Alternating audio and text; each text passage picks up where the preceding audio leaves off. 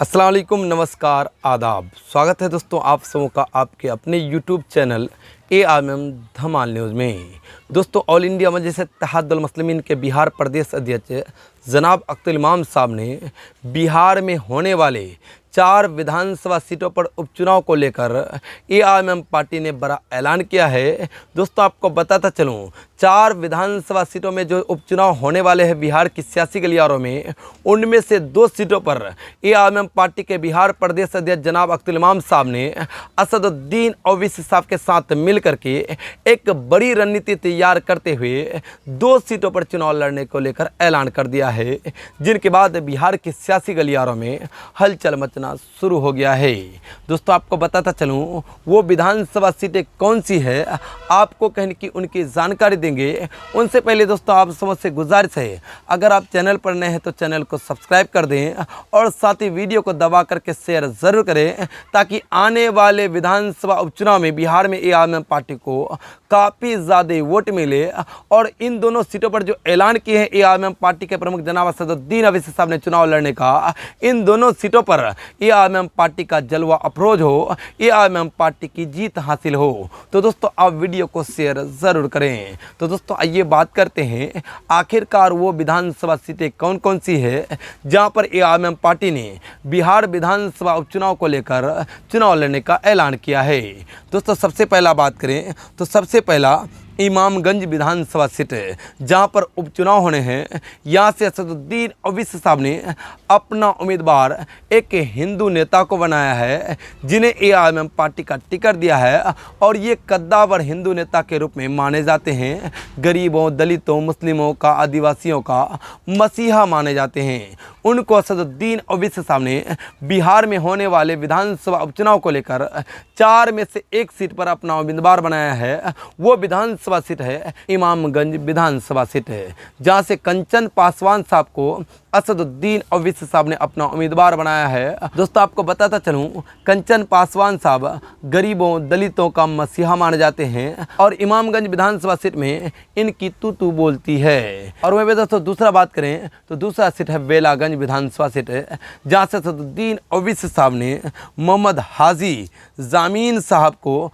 Ticket दिया है। दोस्तों आपको बताता चलूं, बिहार में 4 विधानसभा सीटों पर विधानसभा उपचुनाव होने हैं, और जिनमें कहने की असदुद्दीन ओवैसी साहब ने 2 सीटों पर चुनाव लड़ने का ऐलान कर दिया है। यानी 2 विधानसभा की सीटों पर असदुद्दीन ओवैसी साहब ने बिहार विधानसभा उपचुनाव को लेकर चुनाव लड़ने का ऐलान कर दिया है। दोस्तों आपको बताता चलूँ, बिहार विधानसभा उपचुनाव की वोटिंग इन 4 सीटों पर इसी कहने की महीने के बाद नवंबर महीने में होनी है। यानी नवंबर महीने में ऐलान हो जाएगा कि किस तारीख में वोट होने हैं और किस तारीख को कहने की चुनाव उम्मीदवारों को नॉमिनेशन करना है, उनका कहने की ऐलान हो जाएगा। फिलहाल दोस्तों आपको बताता चलूँ, असदुद्दीन ओवैसी साहब ने बिहार में होने वाले 4 विधानसभा सीटों में से 2 सीटों पर विधानसभा चुनाव लड़ने का ऐलान कर दिया है।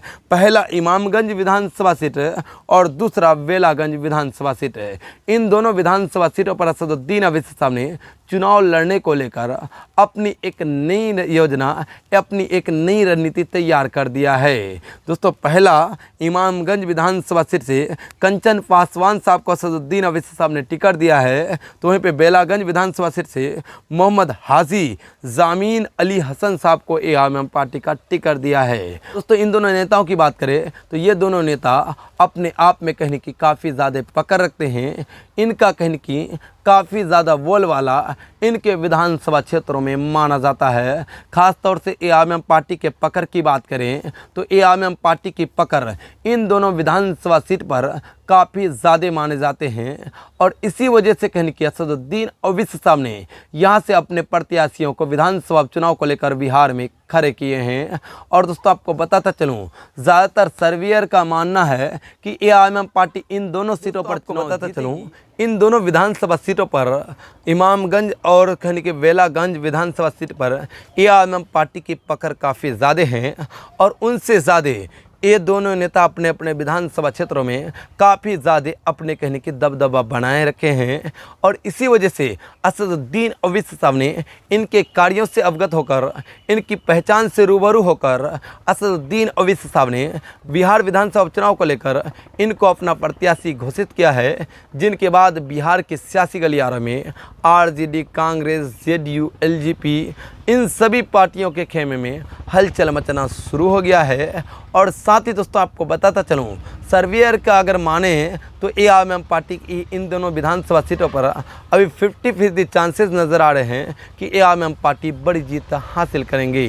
दोस्तों एआईएमआईएम पार्टी के इस बड़े ऐलान को लेकर आप क्या कुछ कहते हैं, आप अपनी राय ज़रूर बता दें ताकि आपकी राय हमारे सारे व्यूअर्स तक पहुंच जाए। तो चलिए दोस्तों अभी तक के लिए दीजिए इजाज़त, फिर मिलेंगे अगले वीडियो में एक नई अपडेट के साथ। तब तक के लिए दीजिए इजाज़त, तब तक के लिए जय हिंद, जय भारत।